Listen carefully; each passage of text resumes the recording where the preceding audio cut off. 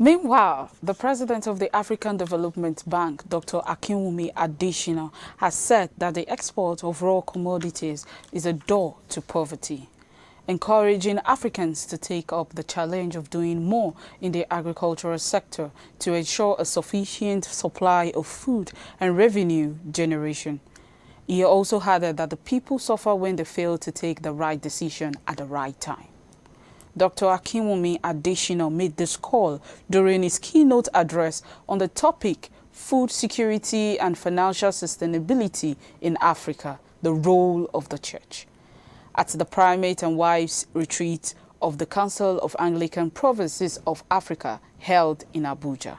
The export of raw commodities is the door to poverty. The export of value-added commodities is the highway to wealth. And therefore, we must make sure that what we've been given as natural state, we must transform it into a value-added state if we are ever going to come out of poverty. Everything you do in life has risk. It's understanding without confusion what's the level of risk and whether you are willing to accept the level of risk and how you are able to manage that risk. Going to a car is a risk. You cross the road is a risk. Take anything you take, it's a risk. All I'm trying to say is that let's understand science.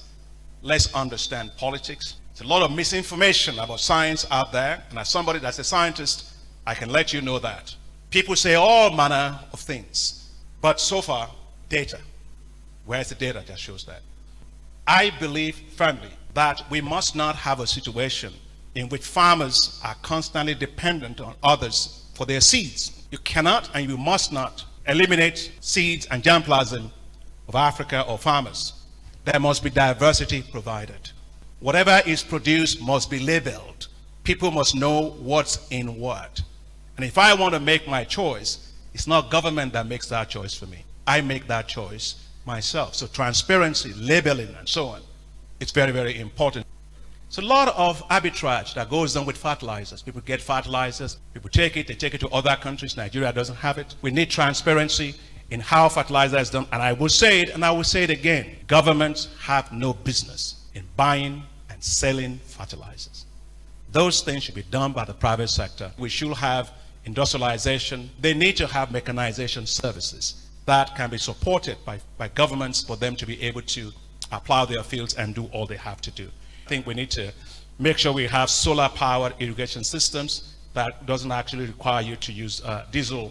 Here we are in the month of July. In that main season, you plant 150,000 hectares of maize.